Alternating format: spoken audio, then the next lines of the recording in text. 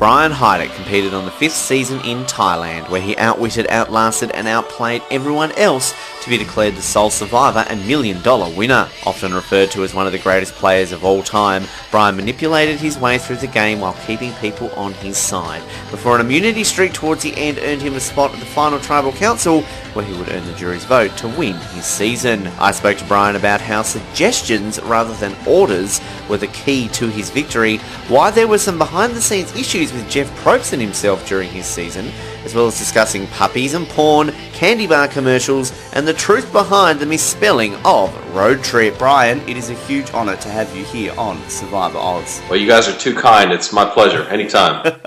Well, we've got to be kind, I think, because a lot of people are anticipating this chat today, Brian, and I will just quickly go over the statistics before I get started. You are the 9th person from Thailand to be on this show and the 14th different winner. But for most people, the fact that we've found you today to chat to you, I just mentioned to you before we started this interview, we've looked for you for a while. So this is where so many people are excited today, Brian. It's been a while since you've spoken about Survivor, hasn't it? Yeah, it's like anything else. It's like a gold medal or like an ex-girlfriend or an ex-wife. You had a great experience, but you move on. Although there's been a lot of positives that come along with it too. So I really appreciate you guys reaching out, and it's a pleasure speaking with y'all out there in Australia. Now I have to ask the question, what, as you said, obviously you move on from such a thing in your life. What's then made you decide to chat about Survivor after a few years away from the limelight, Brian? Well, it's like anything else. All the positivity that went along with it, you can't really ignore.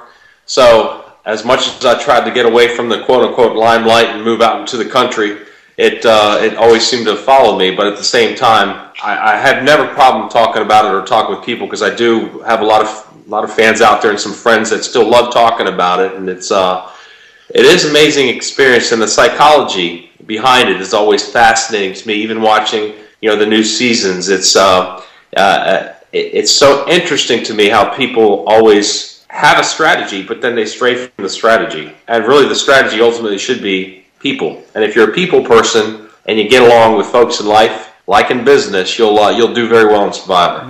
It's always intriguing, I think, with particularly a lot of the older school players from those first 8 seasons to speak about kind of development of the game, strategy from those early seasons. One such person who you could imagine is very vocal about how people play the game now, Richard Hatch, who we had on the show. Now, within, I think, a minute of speaking to Richard, he's basically getting stuck into people, the way they play their strategy and everything along those lines. I think with yourself, Brian, I've often said that you really had a similar game to Richard in a post-Richard world, but kind of adapted that and moved on with it. Do you consider that to be true? Do you think you took anything away from Richard Hatch when you went into Thailand, or was it just completely the Brian Heidik strategy that's completely not true? Well, wait, so you're trying to tell me you had cameras actually in jail? You did an interview from jail? Yes, we had him once.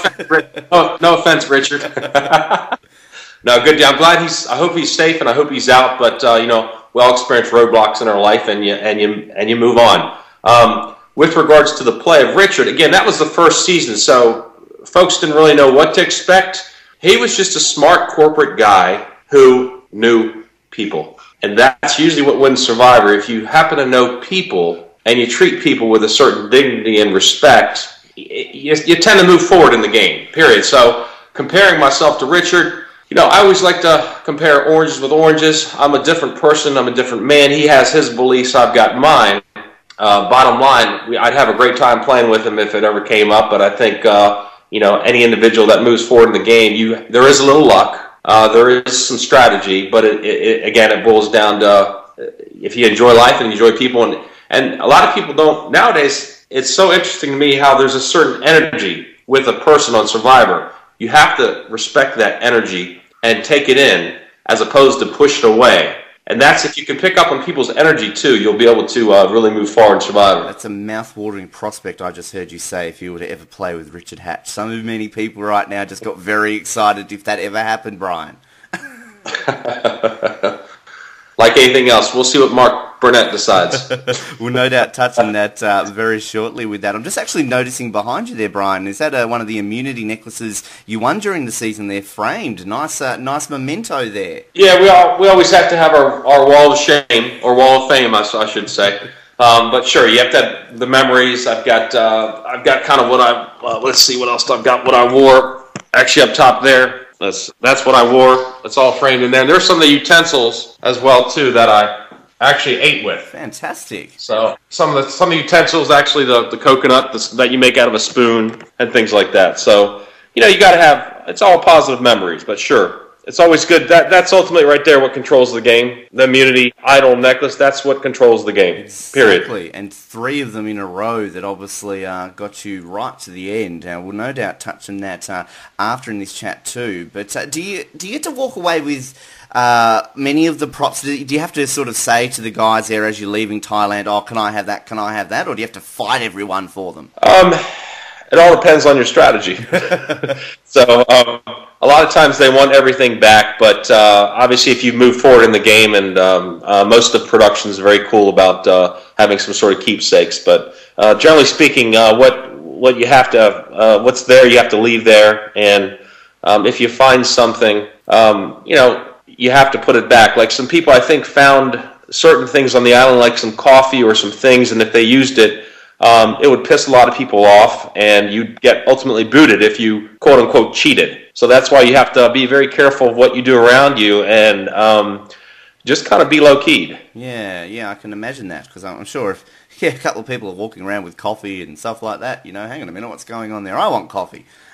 That's an unfair advantage, because again, what you don't see on TV is your entire downtime, all your conversations are going to be about food, about your favorite food, about your favorite recipe, about your favorite cereals, about what you like with the cereals, about your favorite desserts. You have a constant conversation about food, which doesn't ever really come up too much. Well, it does, but you don't really know how extreme it is.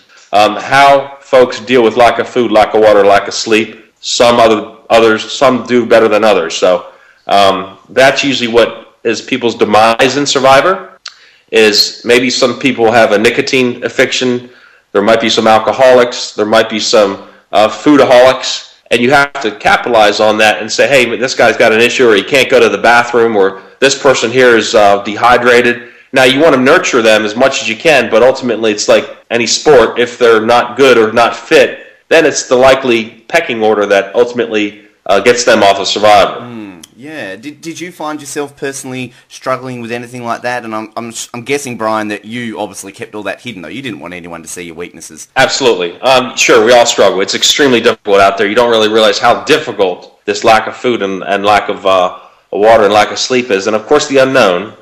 You don't know where you're at. They transport you in darkened containers, and everything's the element of surprise. So it's the unknown, and the downtime is where a lot of folks on Survivor tend to shoot themselves in their own foot, period.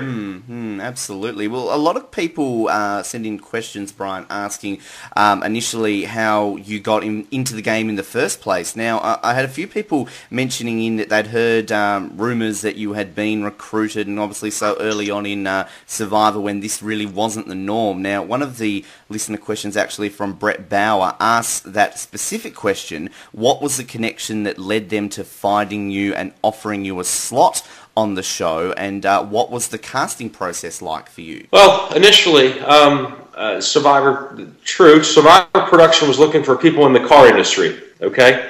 I happened to be on one of the car lots at the time being where they were recruiting. So they actually went up to a friend of mine, and they asked a friend of mine, they said, hey, how would you like to be on a show and have a chance to earn $1 million? And he goes, you know what? I don't, but talk to that guy right there. So the people came over to me, and meanwhile, just trying to take care of business, always trying to profit off of something or sell something. I had these individuals come up and chit-chat with him, so we talked, and I said, isn't that the show where there's a bunch of lunatics acting funny on TV? And next thing I knew, I'm one of the lunatics acting funny on TV. I was on a 24-hour ride to Thailand, but like anything else, I had to go through the process and talk about why I had to, why I was going to win. Go sit down. So I got my dogs here too. I was about to say, it sounds like you got a dog in the background there. Sit down, buddy. Go sit down.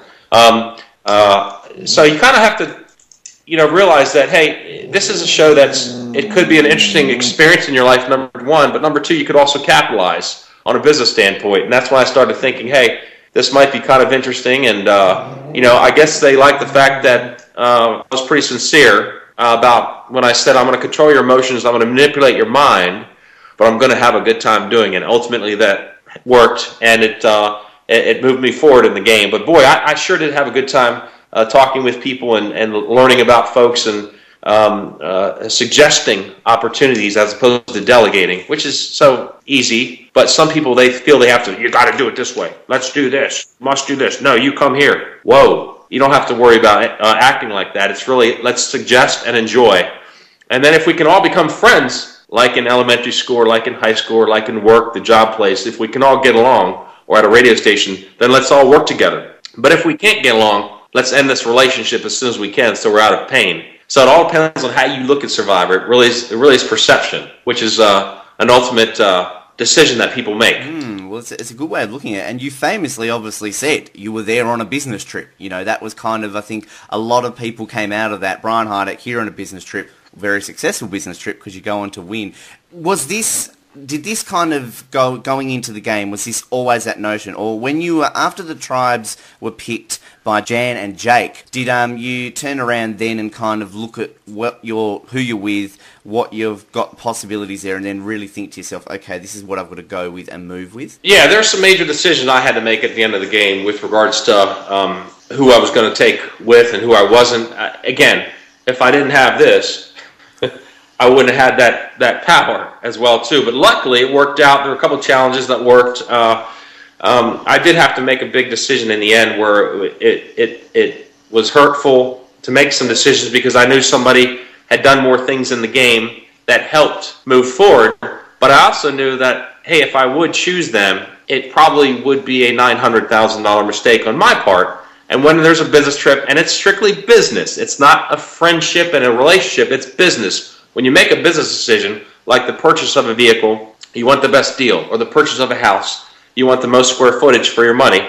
Same thing when you're playing Survivor.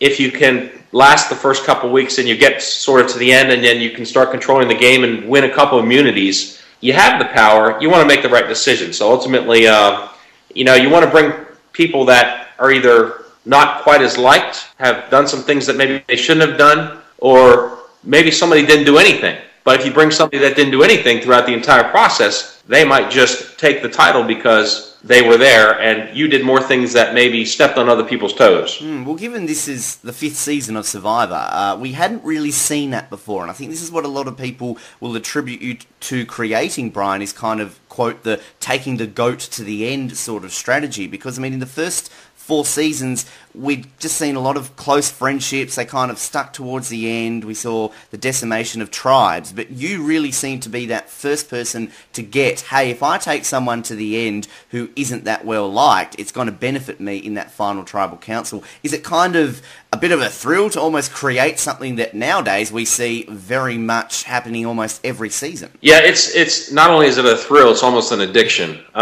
It's one of those situations where if you want to throw a curveball at somebody, it's almost, you tell them one thing, you play leapfrog a lot, you tell them one thing, but you completely throw a curveball, and that's part of the game. And that's when I realized that, hey, this really is business and not friendship, and the game part is the part that you have to decide whether, are these my best friends that are in my life? Hey, we just met everyone. I didn't grow up with these people. We all just met recently. They're doing the same thing to me. They're going to try to get me off. It's just a matter of, do you know this person better than I know you? No. I know a lot of people and what they like, what they don't like, how they're going to react. Why? Because I study them, and I enjoy that. It's something I do on a daily basis, and that kind of has helped with Survivor. So that's the decision a lot of folks make, is they misjudge the friendship and the business part. But when you're out there, again, it's lack of food, lack of water, lack of sleep, and the emotions. You can't control that sometimes.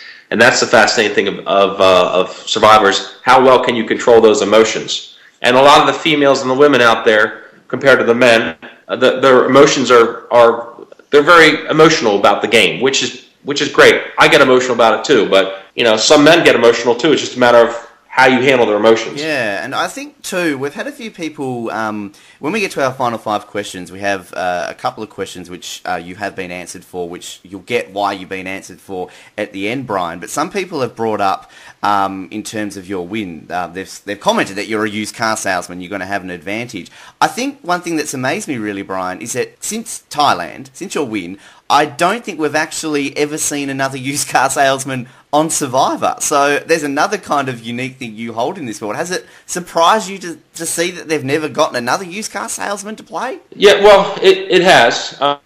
You can call it used car salesman, you can call it new car salesman. It really depends on the person. I like to consider myself a problem solver a lot of times too. I help a lot of people on a daily basis.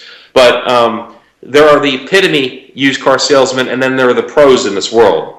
They just came across one of the best that's ever played the game, and one of the best in the business in the car business. So it really is the person. The title, you can be an executive, you can be a Navy SEAL, you can be a Harvard business graduate. These titles mean nothing out in Survivor, and that's what we always must remember. It's not the titles, it's how well do you know people, how well can you get along with people, and the energy. There's a certain energy with people when they connect as friends or co-workers or business associates, and they understand each other, they can move forward in the game. You start getting titles in there, it's meaningless out on an island. It really is. So that's what we always have to go by. Titles don't mean anything on Survivor. And always keep that in mind. You can have the smartest people and the toughest person, and I've noticed a lot of times the smartest people overthink, and the toughest people are the ones that maybe their muscles get dehydrated quicker because they're used to certain dieting and certain supplements. So it is interesting on how it affects different people and who moves forward and who doesn't. Is there a real strategy in the game? That depends on how well you know people. Yeah, well, I mean, I think it's interesting, I suppose, with titles and everything, because we see it often that some people really try and hide that title, if people know I'm this or people know I do this, that's going to affect how I'm perceived in the game. But I'm guessing, I suppose, then, I mean, as you said, it means nothing while you're out there. It's the people factor and obviously moving along with it. One thing, we got a few questions out. Early in the game, obviously, with Chuay Gahn, John and Tanya are the first 2 to go. Now, Mario Lanza has messaged us in asking the question that he's never really seen a good explanation as to why John was the first voted out. So he suspects that you saw him as a threat, but this has never been made clear. So what was the reason why John was the first to go from your tribe? Well, keep in mind, it really was a group decision. I was just part of a group decision. When you have a strong personality that delegated, let's do this way, this is how it's going to be. No, we're going to do it this way. No, this is how it's going to be. We all said, whoa, hold on. That was his own demise. That was his approach. His approach was to be a very strong personality, and we're going to do it this way. Again, a great competitor, really good guy. Hey, John, what's going on? Hope all's well. I don't know where he's at now, but his own demise was the fact that he was very strong of an individual. He delegated as opposed to suggested. Simple things like that out in the island will really hurt your moves forward. And if people forget that, it's part of their own demise. But maybe they don't forget it. Maybe that's just not their personality and they can't help it. And that's fine. That's him. That just happened to hurt him during that time. And again, it was a group decision. It wasn't necessarily my decision, but we all recognized it. So that was kind of interesting to see how he went first. As much as we thought he was going to be a strong player, we were like, well, we can't work with this person. Let's all get rid of him. Sure. And it was very unanimous. I had nothing to do with it except say, yeah, sounds good, guys. That was it. I'm loving how you keep saying, suggesting, not delegating how to tell people, because I think it makes perfect sense, really, Brian, especially in those, I suppose, early parts of the game where someone like John is coming out and saying, you do this, that's why he's going home first, whereas you might be trying, I suppose, in a way to do it, but as you say, you're suggesting it, you're not barking orders. Correct. And to this day, still, every season when I watch it, you've still got the same type of individuals. No, this is how we're going to build a fire, or no, we're going to build it this way. It's funny, it's comical, but when you're out there, you're hungry and you're tired, and you won't want to deal with a personality that you can't deal with, and that's why you kind of say, well, let's get rid of them so we can have this peace and this harmony and we can deal with the unknown, because there is so much unknown with Survivor. That's what's so fun about it too. I'm definitely keen to get your thoughts on some of the way the game's changed very shortly. Now, another question Mario kind of put to you as well in terms of the Tanya vote. Now, it seemed obviously a lot of people were concerned she obviously wasn't in the best of health early on. Now, was this a tough boot for you, Brian? Because we spoke to Tanya recently, and she seemed to mention that you guys got along very well early in the game. So was that a really difficult boot that early on? Yeah, absolutely. And I kind of talked about earlier with regards to health, and if somebody's hurting physically as well as mentally, as much as we wanted to bring Tanya along, and again, it was a group decision, Tanya was experiencing some sickness and some things which it really was tough to watch and tough to be around, because I wanted to be the big brother. I wanted to say, hey, come on, we can do this. I love being a quarterback and throwing the ball to different people and handing off the ball to different people. But at the same time, if somebody's hurt, you got to put them on the sidelines. And we put her on the sidelines, hence we voted off John first. She was still, experiencing some stuff, but we were hoping to get her better. The only thing about Tanya was she didn't get better. I know she's a tough competitor, and it was really rough to have to put her off. But again, group decision, it all made sense for the furtherment of the tribe. Do you think she could have potentially, I mean, we like the what-if scenario, Brian. We know, obviously, looking at the game in hindsight, you obviously can't change how it goes. But do you feel if Tanya hadn't have gotten sick the way she had, she potentially could have gone very far in the game? Absolutely. Being a tough competitor, I know she had run some track, and she was mentally tough as well. But sure, she would have been a very good competitor if she didn't have the sort of the weakness and some of this. She was very sick, and it was tough. She had some stomach issues that was tough to watch, and we all tried to get better, and everything was positive about what we're doing. So she just couldn't move forward. She was like, no, she even said basically, I'll probably be the next to go, and we said, okay, and again as a group decision. So which was tough. We in our chat to Tanya, actually, she was one of the main ones we were speaking to about, look, we have no idea where Brian is, and she mentioned that really that she would love to chat to you. So look, I don't know when the last time you spoke to Tanya was, Brian, but look, we can pass on her details, and you guys can connect and have a bit of reunion almost. Absolutely. Tell Tanya hello, and look forward to hearing from her. Absolutely, we'll make that happen. Obviously, then after that happened, we have the Ted Ghandia situation. Talked a lot about after the game, during the game. Do you think this was a real, was it overblown? Was it underblown? I mean, what were your thoughts on it then, and what are your thoughts on it now, Brian? Loved it. Loved the drama. It took all the focus away from everything else. It was perfect. All they did was do this, put the X marks on their head, and it was a matter of time. But that's great. That's the one thing about Survivor. Wonderful. Everything that goes on, I don't know what happened. They were talking about something or either sleeping next to each other. I don't think anything happened. I think Ghandia made a bigger deal about it than she should have for attention. And quiet. Sorry, I've got the dogs in here. It's fine. She did a typical drama-oriented move on Survivor that you can't do when you have 25 million Americans watching, number one. Number two, you can't do it on that island amongst a group of 10 people as well. So you got to be, she made a bad decision, but she decided to create the drama, and it was great because we could just ultimately see who would go next and when. That helped very easy to decide who's going to move further and who's not in the game. So didn't have a problem with it. It was their own feud, as they say, and I think it was overblown, but I ultimately think it was Ghandia's decision to overblow it for attention and to try to move on in the game, or maybe even to try to gain a sympathy vote as well, too, to allow her to move forward, because some of her physical attributes in some of the competitions weren't working. So, again, the psychology behind Survivor is fascinating. People do and act under certain situations that are unexplained, but that was her decision. It's an interesting point, actually, you mentioned. I think it's one that I don't think we've ever really spoken about in this show. I've heard too much about the potential there that it could have been used as a sympathy vote. Now, no disrespect to Ghandia, but I mean, had it worked, and had it perhaps Ted had gone home next instead of Ghandia, and she had gotten far because of it, then strategically, at such an early point in Survivor, it could have been smart almost.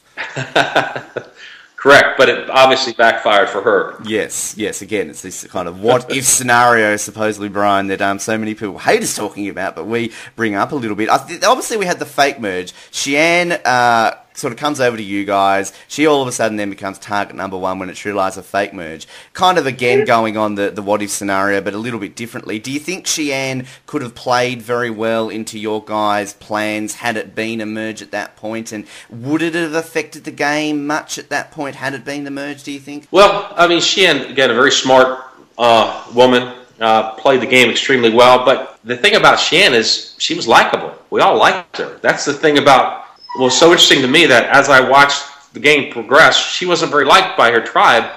I don't know why. She's very likable, very knowledgeable about food, very eclectic. So that's why I thought she was a great competitor, but also she'd been very good in our tribe because she knew a lot about food. And anytime you got someone who knows a lot about food, that's a big plus. As much as we tried to catch the crabs and the snails, Shii Ann really was knowledgeable about certain things and how to cook some things, but her time was quick and brief. Did she threaten some girls in our tribe? I don't know. She just was a good competitor. So some of the girls thought she was trying to weasel in our tribe, which I saw. So if I'm going to pick a side, I'm going to pick my tribe members and go along with their decision. So ultimately getting her off wasn't my decision. Again, it was a group decision that we all agreed on. But if you can see, I'm very much group-oriented, and there's no sense of, hey, this is my decision. It was never that way until this. Until you've got that around your neck. So that's where you've got to be careful of. And then it boils down to, well, how do you know this person, can you really trust this person? There's all times throughout the game where ultimately you don't have this, and you got to trust. And you got to have friendship, and you do develop friends very quickly. So that's one thing a lot of people either make the mistake of developing friendships with somebody they can't trust, or they develop friendships with the wrong person. Absolutely. Do you feel Shii Ann was deserving of returning for All-Stars, Brian? It's a thing some people bring up often from Thailand. Was she that one person that you were expecting to see, or besides yourself, who else would have maybe you preferred to see over Shii Ann? Well, again, it's like ultimately that was Mark Burnett's decision. So there are a couple times that it was offered, but I wanted to stay away from it. So it's like anything else. I'm glad for her. I'm glad she accepted it. She was a good competitor when she came back, and you never know why the cards were aligned that way where Shii Ann went on, but I'm glad she had some success out of it. We spoke to her recently, and I think a lot of the time we got people from Thailand on. There's always listener questions about Shii Ann. She's kind of still very popular all these years. So hello to Shii Ann if she's absolutely listening. Tell Shii Ann hello from Brian too. Definitely, awesome. We will pass it on. Now, you obviously, as the game going on, the numbers are getting smaller. You're getting closer and closer to the end. You keep mentioning it's group decision. You're suggesting, you're not telling orders and that. You were very instrumental, though, I think, in keeping a lot of your tribe members together post-merge, to stick together, to have the numbers until the final five. You've obviously already talked a lot about the suggesting and getting along with people. Was that really the secret to kind of containing the five of all of you together so you don't go off and join up with someone from Sukchai, or is there other elements there that perhaps we haven't mentioned already? Well, the elements that are there that a lot of viewers can't see or realize is the camaraderie, the group, the tribe, the friendships that actually developed in our tribe were quite real. Whereas the other tribe, they never developed the friendships like we had. There was a lot of dissension. They were considered the quote-unquote younger tribe. We were the more mature, older. So our decisions were a lot wiser as opposed to less thought out of from the other tribe, more immature. So what you can't see out of camera is the friendships. There was a lot of good times we had on there. And that's what the other tribe didn't have. Is they didn't have the good times. We had the good times. We were all friends. We were laughing a lot. So we liked each other. If you don't like each other, those are usually the first tribes that fall apart. So once you like each other, the last thing you want to do is leave in a strange environment, leave each other. So you all want to kind of bond and move forward. Ultimately, we all started making some right decisions in the challenges, hence winning the challenges. Once you start winning the challenges, there's a sort of momentum, step by step, that builds up. And when you have the momentum, like in a rugby game or a football game or basketball or baseball, when you've got this momentum that builds up, it's hard to stop it. And that was our success as a tribe, is we built up this momentum and the energy that you can't see on camera, or the friendships really that behind the camera, without the drama. That's what helped us move forward, win some challenges, get some food in your stomach, win the Green Berets. We got more soup. We fed ourselves. We had a sense of revitalization by winning challenges and moving forward as a group. Hence, we could very easily pick off the tribe as we so desired as we kept winning our challenges. It was such a big momentum swing in Thailand, I think. Obviously, you guys lose 3 of the first 4 immunity challenges, and basically after Ghandia goes, everybody is a Chuay member who's voted out right up until the final 5. And in speaking to the guys from Chuay, I mean, they obviously are admitting, look, we weren't getting along as well as the guys over at Chuay Gahn. It's so amazing, I find, in these earlier seasons of Survivor, Brian. You hardly see it often now. It's kind of how tight tribes really do stick together. And I think that's what I miss about Survivor, those earlier days when that happened. I miss pagongings of tribes, don't you? Yeah, I agree with you, but also it's very interesting to me how a lot of people don't realize that you can be very analytical, you can have this strategy, but if you overthink it and you forget about just being people out on an island trying to get along, that's when Survivor starts getting a little wacky. Is they think they know it all, they've done this, or this is going to merge, or this is going to happen, or this, whereas you don't really know what's going to happen. And if you keep that open-minded, sort of laid-back mentality of, I'm not sure what's going to happen, but I'll deal with it when it does happen, that will help you move forward in the game. You can't predict everything, because like in life, it's unpredictable. You can't.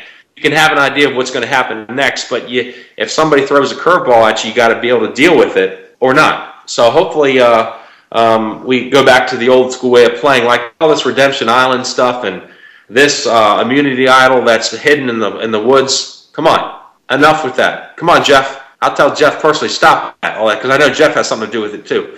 But if we can just go back to old school, that would be great too, because a lot of old school stuff with Survivor is fun. But like in life, like in fashion, you see a lot of old fashion coming back. Fashion repeats itself after 20 years. So if we can go back to sort of an old school way and simplify things, I think it would be fun again, because it's a little confusing sometimes to watch Survivor. Even playing the game, it's like, where'd this come into play, or where'd that come into play? Then I find myself going, hey, gee, Brian, maybe you're overthinking it. Stop and sit back and watch. But there's a lot of elements going on nowadays that, whew, man, it's tough out there. I feel for those guys and girls. The development, I mean, I've often said I'm a fan of the old school, but obviously you have development. But, you watch an episode of Survivor now and just pretty much 90% of it is strategy, people, what are we doing? Even in the first episode, I've got a final 4 with you, I've got this, whereas in your season, those earlier ones, it's all about getting to know every single contestant,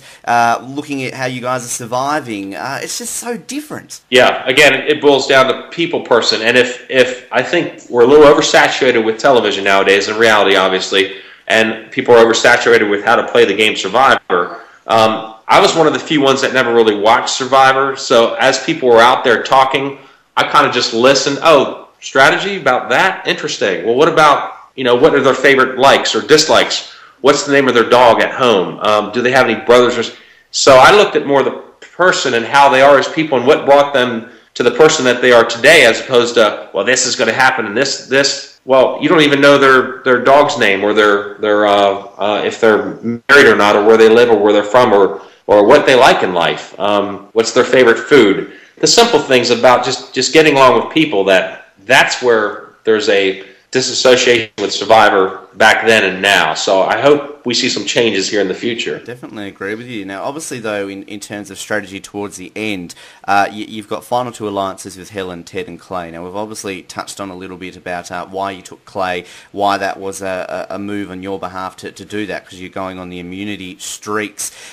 Is there more to why you chose Clay to take to the end towards Helen and Ted, or was it really kind of, it was just basically because you honestly thought he was the only guy you could beat in the final 2? Well, to be honest with you, we all really, again, were good friends. Clay was a lot of fun to be around. He really made me laugh, and he was a jokester, but he made everybody laugh. A really good energy, really positive. Hey, what's going on, Clay? Hope you're out there still. But all-around good guy. It came to a point where there's a couple times where he stepped on a couple people's toes and said a few things he maybe shouldn't have, regretted it.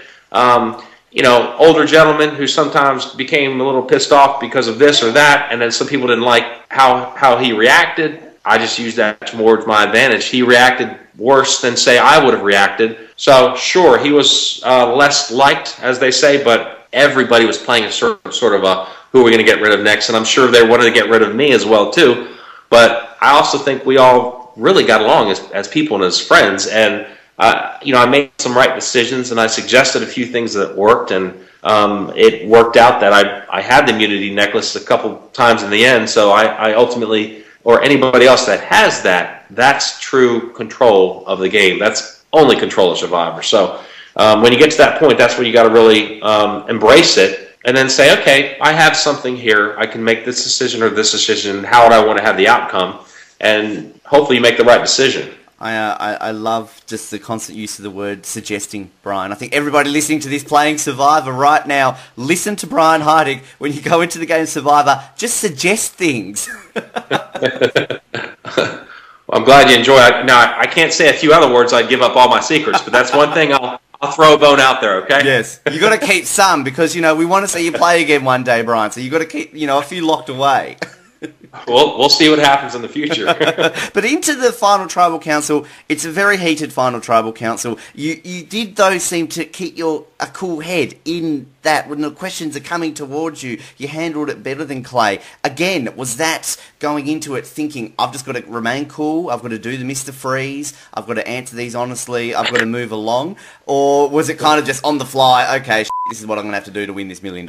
Well, what you have to ask yourself first is, when is there not going to be a heated tribal council? Is there ever going to be a mellow heated tribal? Absolutely not. I went in there with a shield of armor and my hatchet, my sword. I went in there sitting there. It was obviously invisible, but I had my alligator coat on me. I was ready, my bulletproof vest. Bring it on is kind of where my mentality was. Please, ask the questions. I'll respond accordingly. And if it doesn't make sense, ask another question. But like anything else, Clay, when he was asked certain questions, he allowed his emotions to control his answers, whereas I was more strategic and answering the questions on a more logical standpoint on why this happened and the series of events that came up to it. And if somebody needed an apology, my gosh, I'm the first one to say I apologize. Where some people still will not, I don't regret anything I've done. Very immature answers, whereas, hey, if you want an apology and I felt you wanted an apology, guess what I'm going to do? I'm going to apologize. But if they were sitting on the same position as myself, I'm sure they would understand logically after I would explain the answer, okay, geez, that does make sense. He is right.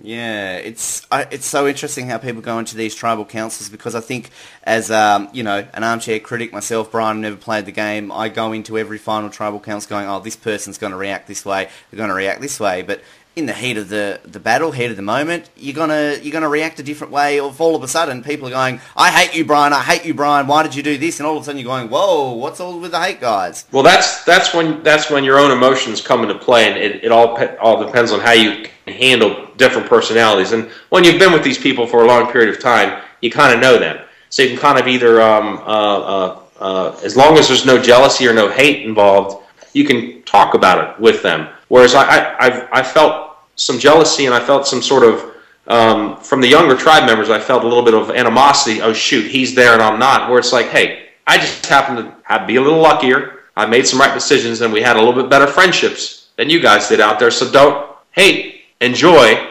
and ask really what questions are really worthwhile of asking. What makes you either want to vote for me or don't vote for me? And it's pretty simple. So luckily, the majority went my way, which again, it's an amazing feeling when you go, geez, you played the game and it made sense, and you did as much as you could. I know I threw a few curveballs, and I know I played a little leapfrog here and there, but at the same time, you stick to a certain way. I still treated people with respect, and that's what a lot of times people don't understand. And nowadays is, if you start treating people with disrespect, you're not going to move forward in the game of Survivor. Period. And they feel that energy from you too. They really feel that out there. TV really can't portray that energy, but you do have this bond with like good friends when you're out there still, and you hope that it moves you further in the game. Yeah, well, again, we're learning things here, Brian. People, I hope you're listening to this at home are taking notes, all right? You're learning from one of the greatest players of all time. And I'm not just saying that as a suck-up on this program, Brian, because I have admitted on this program, we recently had a big get-together with some of the helpers we have on this show, the Oslets, where we all got together and discussed various elements of the show and the history of Survivor. And we had to all vote for who we thought the greatest player of all time was. My vote for greatest player of all time was you. Well, you're too kind. You're too kind. It's very kind of you. But it was an amazing experience. It was incredibly tough. And again, watching these people nowadays on the show, you really realize, wow, that was a great time, but a very tough time.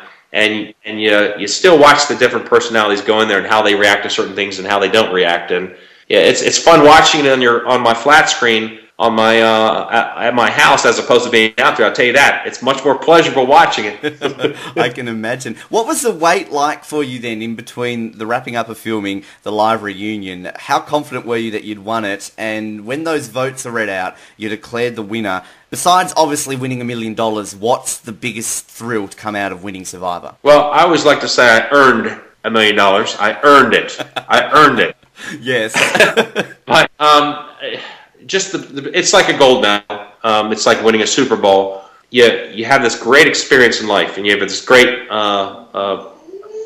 event that has happened. But it comes and it goes. And some of the greatest events in my life lately have been, my new marriage and my 4 children. And that really, you look back and you go, geez, I look back at my life and go, it was so much Brian, I want to do this, I want to do this, and now it's so much not Brian, and whoa, there's so much more around me that is so very important. And you take that experience with Survivor and with business and with life, and you go, hey, I hope I can pass this on to these kids that are still learning about life. My oldest being 12, Logan, Ethan, 11, and then Waylon, who's 5, and then Jocelyn Farah, who's now 2. My 2 women in my life, my wife and my 2-year-old. I hope I can pass back some experiences and opportunities that the mistakes that I've made, these guys and girls won't ever make mistakes. And that's what I look back at Survivor and go, geez, although I had some success at it too, I've made a lot of bad decisions, I've had some failures in life and some things that shouldn't have happened, but I look at all that and go, wow, it's brought me here to a very good place where I had so much before at one time, but I really had nothing. Now I have much less, but I have so much, if that makes sense. It's an interesting analogy. Yeah, no, it definitely does make sense, actually. And, obviously we're glad to find, obviously, that with certain things that we've read that's happened, you've moved on and gotten to a place like that, Brian, so we're thrilled with that.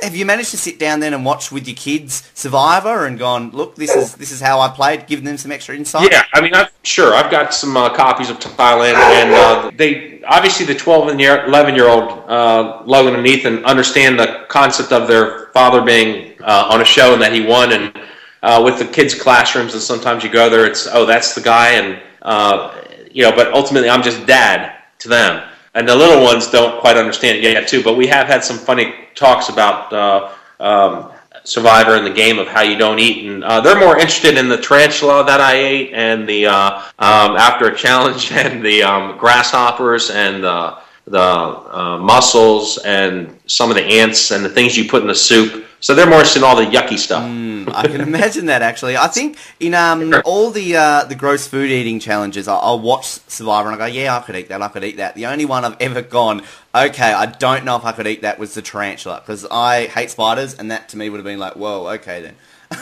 Well, it's funny you say that, because if you can imagine, just after winning a challenge, you want something to drink, my mouth is quite dry, and of course Jeff tells you, Brian, you've got to finish that all and then show me that it's went down and you can't throw it up. Wow, even more pressure once you're done. So the first thing I asked Jeff, I go, well, Jeff, is it cooked? He's like, well, yeah, a little bit. I said, okay. He goes, in other words, it won't poison you. So meanwhile, I take this thing that has beef, it's a beef jerky-like skin, along with the creme brulee inner that just squirts all over your mouth. I didn't taste it. I had my nostrils closed, but if you can imagine the texture of beef jerky along with the creme brulee in the middle, gushing around your mouth with a little bit of fur in there, that's what a tarantula tastes like. So, yeah, that was rough. That was rough, even still thinking about it, but it was rough, especially after a challenge. But like anything else, you do it, and luckily I didn't throw it up. Yes. So I was very thankful. Something you can always say that you've done. I've eaten a tarantula, folks. Have you? Correct. Correct.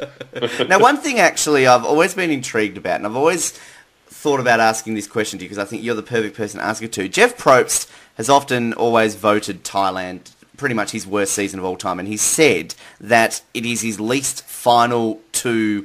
likeable final two in the history of the show. Now, what do you have to say to those comments from Jeff, and also the criticism for your season that it often gets? Well, what happened a lot of times behind the scenes, and it still happens, I'm sure, today, what a lot of people can't imagine or they can't understand on camera, is a lot of times Jeff's a very smart man, very, very, very good psychologist, Jeff is. I just was a little better. So the issues that Jeff and I had were behind the scenes where he'd ask me some certain things, and once the camera's not rolling, we kind of had, I'm not going to answer that. Well, if I ask you something, you need to answer it. No, I don't conversation. So him and I went at it a little bit. So I'm sure there's a little animosity with regards to that. Although good guy, great guy, had a lot of fun with it. I'm surprised he said some negative comments like that about the season, because it was some of the most beautiful scenery that he's ever seen and that I've ever seen from what he was saying also too. But I'm sure it was the fact that there were some things behind the scenes that a lot of viewers don't seem to realize, that he would want answers in a certain way, and I wasn't going to give him a certain way. Well, I mean, it's obviously important, I think, to kind of realise that about Jeff, is that I can't remember who it was who recently said it, but he's almost like an extra player in the game that he's never going to get voted out, so to speak. Well, he's again, very smart host who knows the game extremely well, and if you fall into his trap of talking about certain things, it can hurt your strategy. It can divulge things to other members that are sitting in tribal council that ultimately you guys go back to camp and talk about. And that's what I saw early on in the game, that I wasn't going to divulge certain things that I did not want to talk about. And that's where he had some issues with myself about that. And that's fine, but it ultimately helped me play the game, because if I would have said some things that he wanted to ask, it could have hurt my movement forward. Very interesting, I think, to hear these things. Now, Brian, we're going to get to our listener questions in just a moment and wrap it up with our fire survivors, because I've got a lot of listener questions to get through. But just before I do, a couple of things I want to touch on quickly. Now, so many people asked about All-Stars. Now, I've seen in interviews and read, obviously, the reasons why you didn't go back for All-Stars. Was there more to it, basically, based on the fact that, you were maybe expecting a bit of payment for it? And do you regret, looking back on All-Stars, maybe never going back for the second time? Well, I've always said if you want Brian to play, you're going to have to pay. Again, was it little... I don't want to confuse confidence with cockiness. I never do. It's always a confidence fact. But when you are a winner, your quarterbacks or your running backs or your receivers, they get paid a little bit differently than, say, your defensive or offensive linemen a lot of times.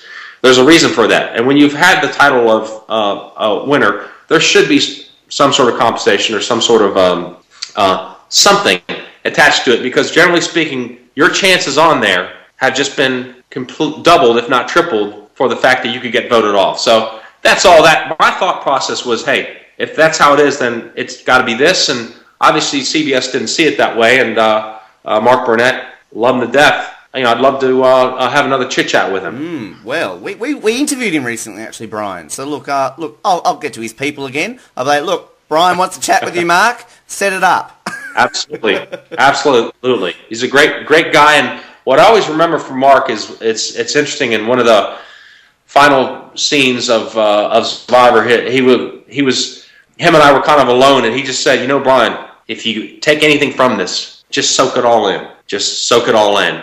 And I've always used that statement to this day, just soak it all into my kids, and whenever there's a stressful situation, take it all in. So it's very good words of encouragement. Take it all in, soak it all in. You're going to look back and you really enjoy this moment. So anytime there are times of stress, I still think of Mark Burnett, and a lot of times I just say, well, I'm just going to take it all in and deal with it accordingly. So a great man, obviously a great individual that really had some great ideas with shows, and obviously this show. So I really do respect his decisions, and would look forward to hearing from him again. Well, hopefully it will happen. I have to ask the question, Brian, again. What if hindsight? It's a hard question probably to answer. How do you think you would have gone on All-Stars? We saw all the winners get targeted very early. Do you think you would have had the ability to fight that off, or do you think you would have really maybe just gone early like the other winners? Well, let me ask you a question. How do you think I would have done? You know I'm going to be biased and say that you were going to do the best out of all the winners and you were going to be able to overcome all that. You know I'm going to say that. Absolutely.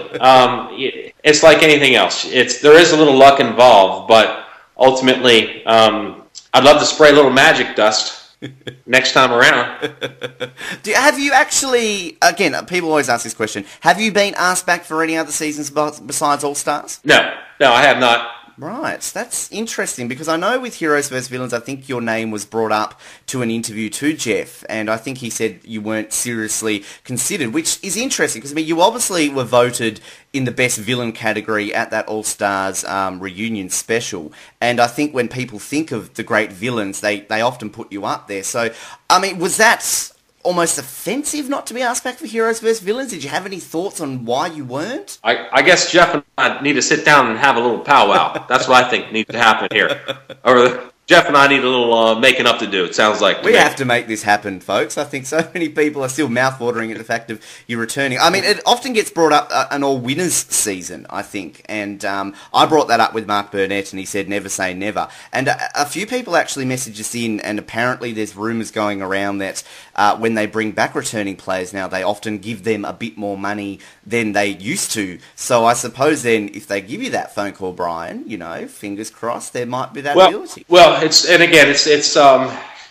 nowadays. Again, that was a point in my life where you have this sort of confidence and awe around you. Nowadays, it's more of, well, you have this family, and do you want to leave the family and go through the trials and tribulations of the mind games of Survivor? And being a winner, you're always going to have the X on your back. But like anything else, I always try to stay mentally in shape as well as physically in shape on a daily basis. So it's not like this would be an extremely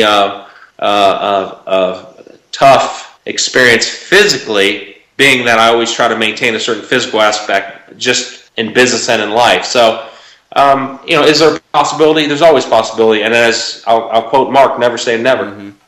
Yes, again, my mouth's watering at that thought, Brian. Just also, too, before we get to the listener questions, you mentioned, obviously, you watched the show, or you have watched the show since your season. Do you watch it every season, or is it kind of you'll start watching a season and realise, oh, yeah, I'll keep watching this one? Well, I usually start watching later on into the season. Once you start getting tribal councils going and you've got the former members of a tribe coming back, that's when it really gets interesting. Because the beginning time, you've got your players and you've got your quote-unquote amateurs that usually get voted off early.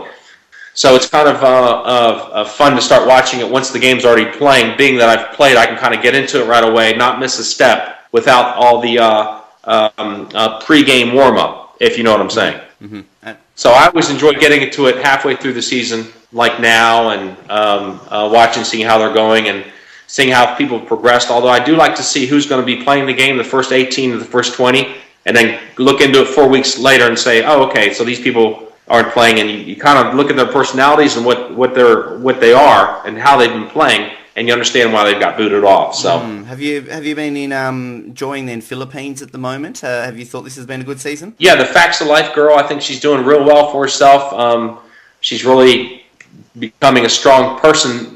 If you look at what's going on in her personal life, too, because she's talked a little bit about that, too, Blair, I believe her name is, she's doing very well. Yeah, she's an interesting one. But her personal life has been very tough, too, so this is not unusual for her to do extremely well on the island right now, because she's used to the tough things that are going on in her mind. So I really hope she moves forward, and I think she's got a good grasp of the game. We'll definitely see how that pans out. Now, also, we always like to find out from our guests on the show in terms of who you've kept in contact with over the years, and also what you're up to in your own life now, Brian, and really in the last 10 years, I think, since a lot of people have heard from you. Yeah, well, I just basically just keep in touch with those that voted for me. They're all my good friends. So, I've kind of lost touch. I've, moved out into the country here in Georgia. Just involved in the car industry too, and love being a father.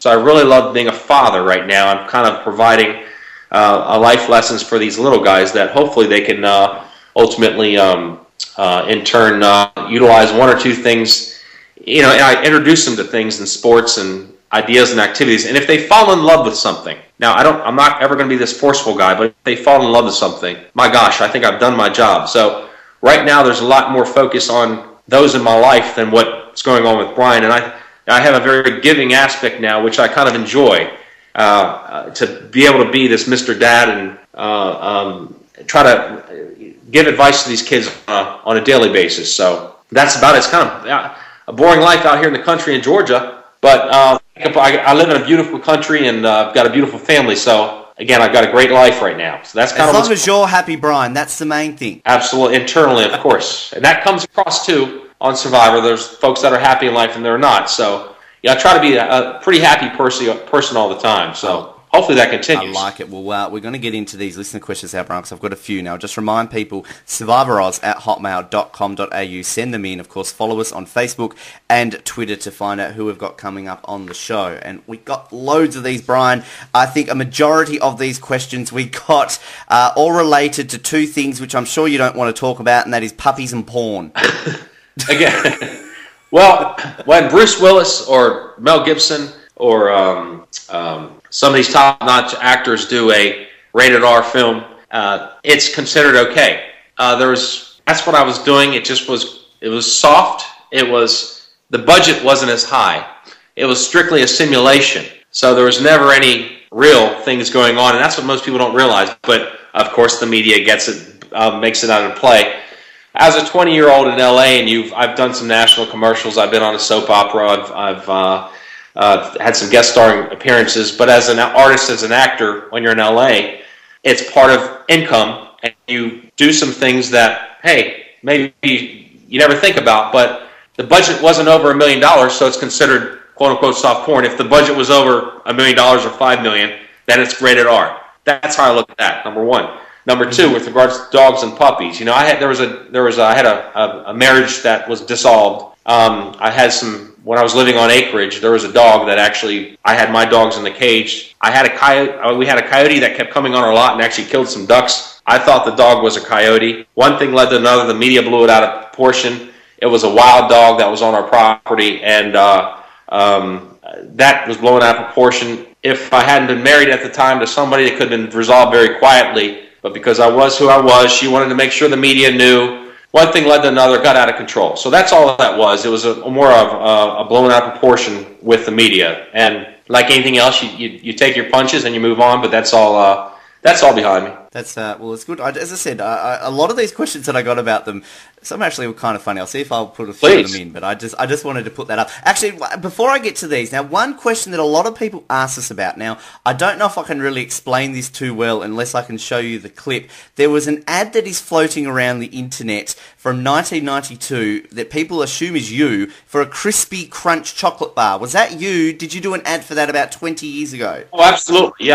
Yeah, absolutely. That was a major campaign up there in Canada. Nielsen Cadbury. It was one of my first gigs after my Saturday Night Live gig. I moved to LA and immediately booked about a dozen national commercials, Miller Lite, another soft drink, Crystal Light, Kentucky Fried Chicken, a bunch of others, and Krispy Kreme Candy Bar was a major campaign that was shot up in Toronto. I did about a half dozen commercials for Nielsen Cadbury up there in Canada. So it was a great campaign. But yeah, that was I got a lifetime supply of Krispy Crunch candy bar. Wow, because I know there's a whole thread I think on Survivor Sucks where people debate it to the death. That's not Brian. Yes, it is. No, it's not. Yes, it is. So I had to clear that up, and people are intrigued. I don't know if you remember the ad, Brian. What did you whisper into the woman's ear in that elevator? Now, I can't say that on the radio. You can pass that message on to me after we finish this then. So many people are wondering.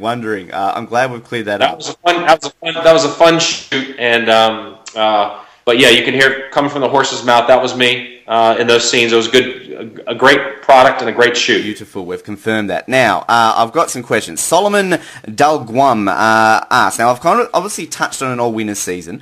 Now, he's asked, if you were to ever be on an all-winners season, who would you consider to be the biggest threat, and who do you think you could easily beat? Besides, obviously, everyone. Well, again, I always you never want to point fingers or pinpoint things. There is some sense of luck that's out there, and you've got to have some sort of map that you go into it. But Rob, extremely tough. Hatch is going to be tough. All these, even some of the girls that are on there would be kind of interesting playing with some of these girls that have won to see how their psychology gets when they're under stressful situations. So it'd be a free-for-all. It's like the beginning of a football season or beginning of a rugby season. You think one team's going to win, but you don't know until the end. So that's kind of like with an All-Stars. You really can't pinpoint that. There's so many elements, and hindsight, it'd be interesting to see. Exactly. So many people would love to see it. Speaking of Rob, Will Hatch asked the question, should Boston Rob pay you royalties for copying your gameplay? Well, we actually sign off to all those royalties and everything because it's a reality show, but Rob is a smart guy. What Rob knew was people. Rob knew people, and what I'm really happy about Rob is he found someone that he married on the show, which is huge. I know he was a single guy going into it. That's the one factor that I wouldn't want to be involved in. I mean, I'm sure that single life is hard enough as it is, but the fact that he found love on the show was great. So I think it's great that he found that, but that's funny how there are some similarities that Rob, I'm sure, took. And, imitation is the most sincere form of flattery, so I'll take that as a compliment. Absolutely, absolutely. There's a video actually going around at the moment, an interview you did during All-Stars with Sandra talking about how All-Stars was developing. And you mentioned in that you thought it wasn't overly smart what Rob and Amber were doing at the time of that season. Do you think how it all panned out, though, that it turned out to be smart, or do you still kind of stand by couples in Survivor, stupid, don't do it? Well, again, there's no definition to what's right and wrong with Survivor. That's where I think you go with it. And it worked out okay for them during that time period. Would it work out again today? Probably not. I don't think there's going to be another Rob and Amber that can get away with that nowadays. But it worked then. That's what makes Survivor so brilliant, is it worked then, and you have to do something different later.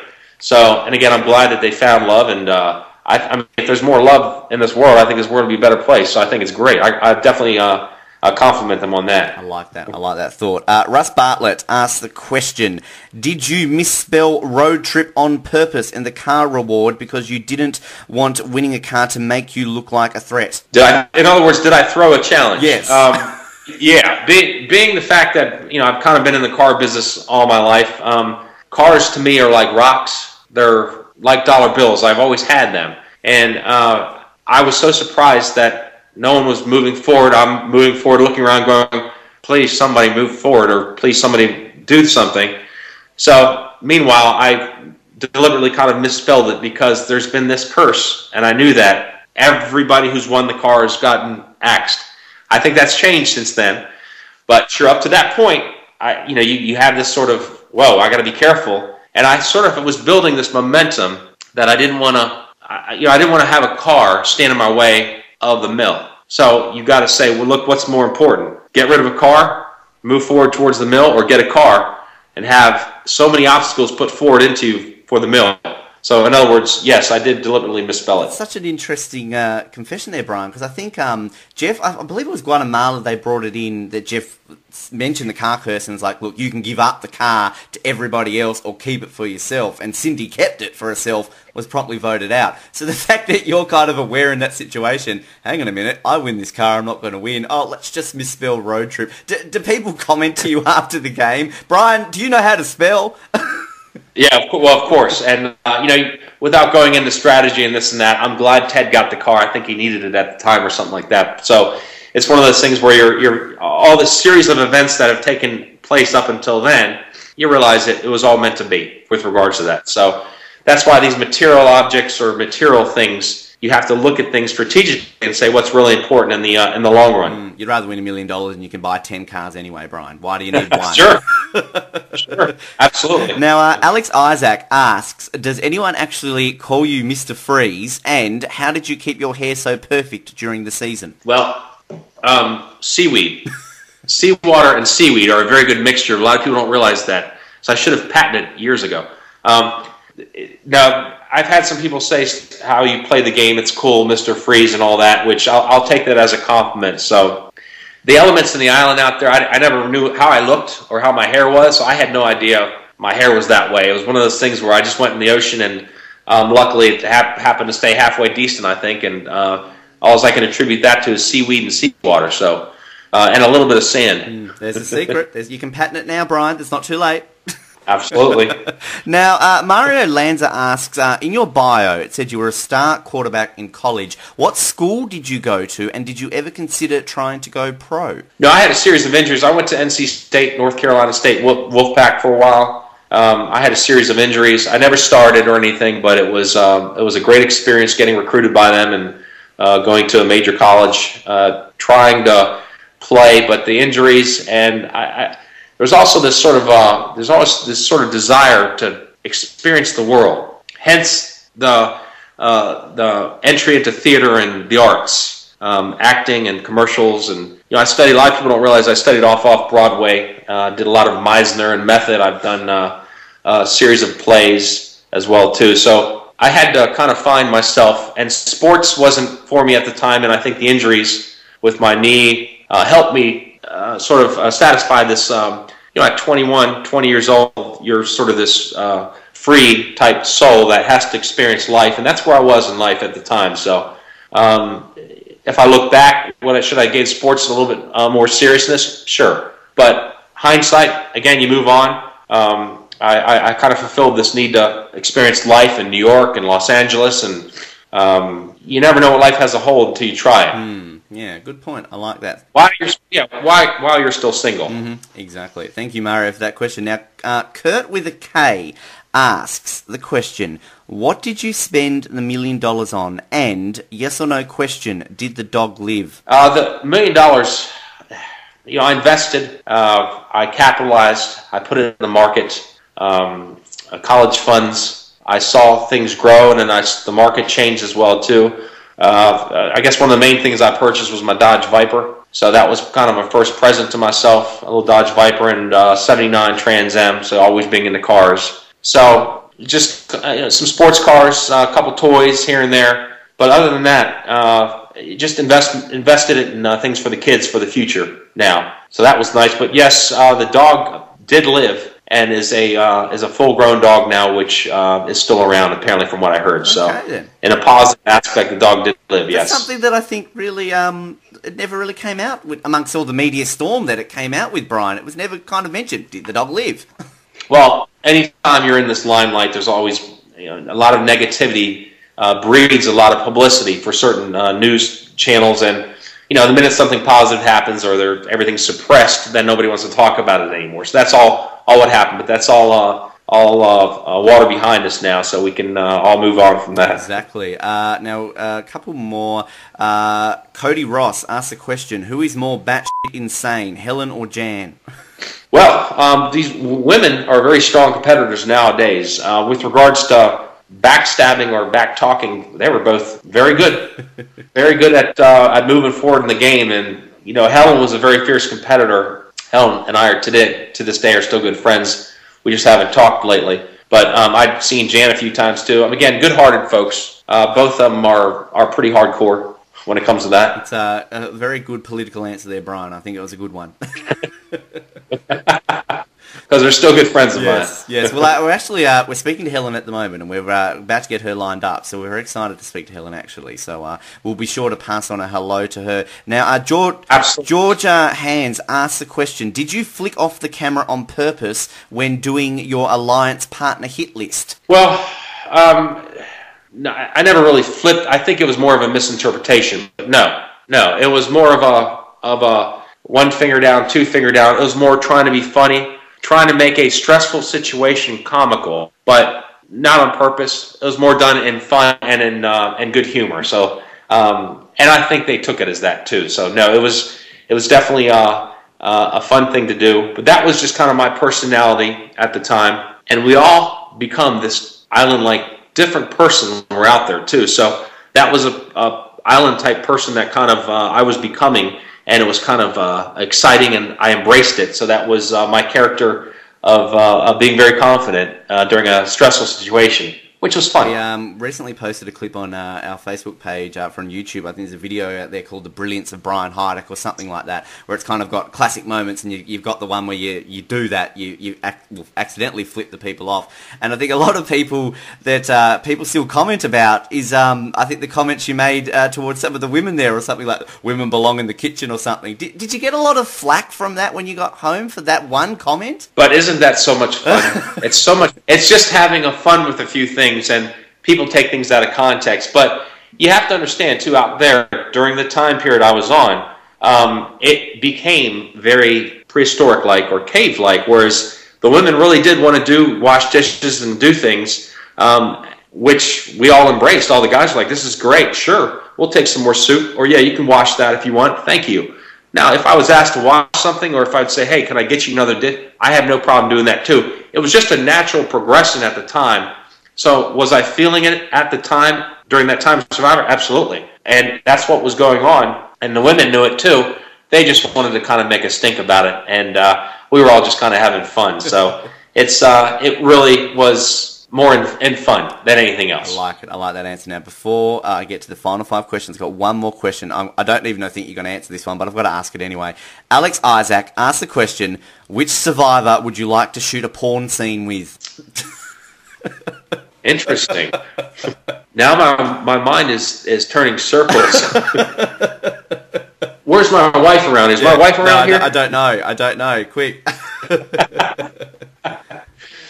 That has a question mark behind it. That leaves me speechless. You'll come back to that one. You'll think about it. We'll come back to that. Yes, indeed. Thank you so much to everybody who sent those questions in. We did get a lot, and obviously apologies to the ones we couldn't get to. Now, Brian, we wrap up every single interview with a set of 5 Survivor-based questions. So intrigued to find your answers about these because, as I said, you've been answered for some of these before, so I'm excited. What are 3 things you learnt about Jeff Probst? Now, you've obviously touched on a few of these already during your time on Survivor. Extremely psychological. Demanding, but giving. Demanding, but giving. I like that. That's a different explanation of our host that I don't think I've ever heard before. I like it.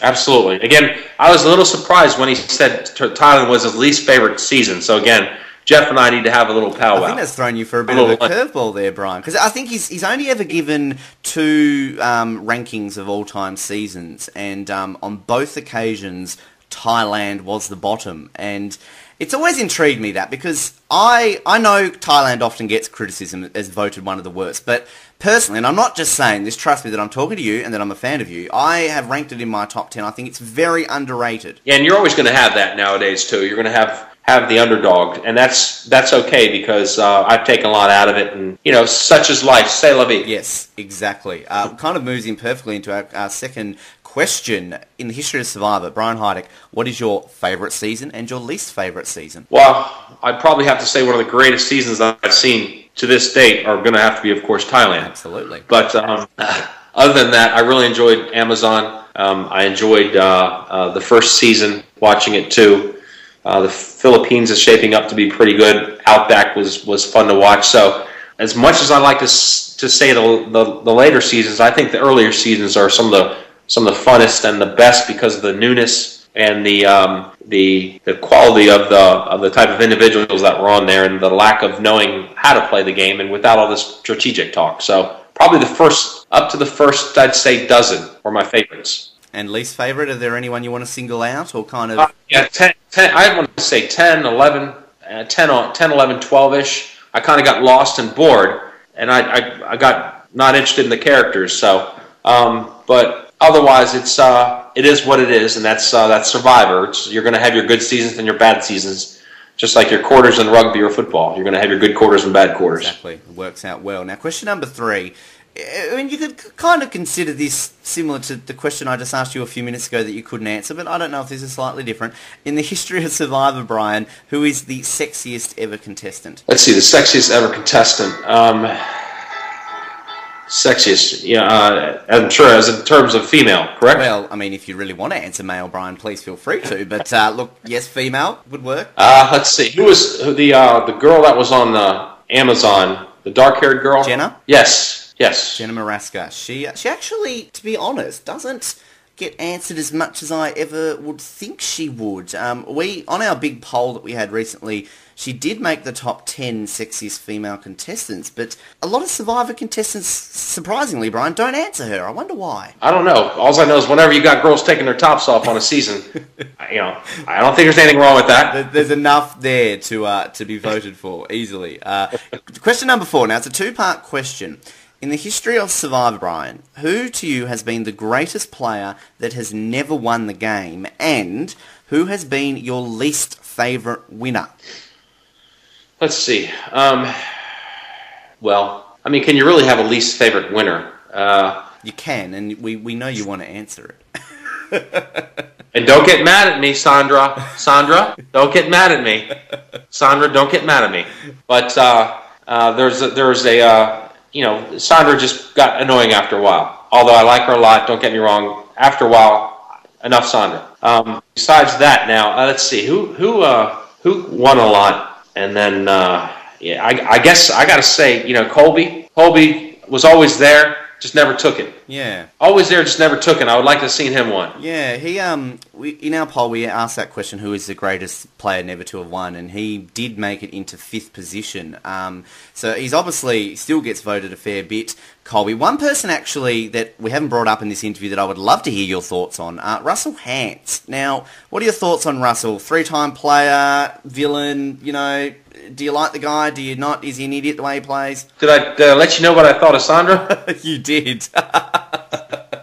I probably would have put him away after the first 3 weeks. Mm-hmm. So I would have burned out that candle real quick. I would have made sure that would have happened. So there's a point of Russell playing the game good and being obnoxious, and Drew was in that fine line of playing the game and obnoxious. So that's kind of what I thought. Because some people, I think, when it comes to comparisons of players, obviously they like to compare the villains, so to speak. And, often Russell's name does get thrown up sometimes in the same category as yourself or Richard Hatch. I mean, is that offensive then if you're in the same category as Russell? Well, again, if you're playing the game, that's one thing.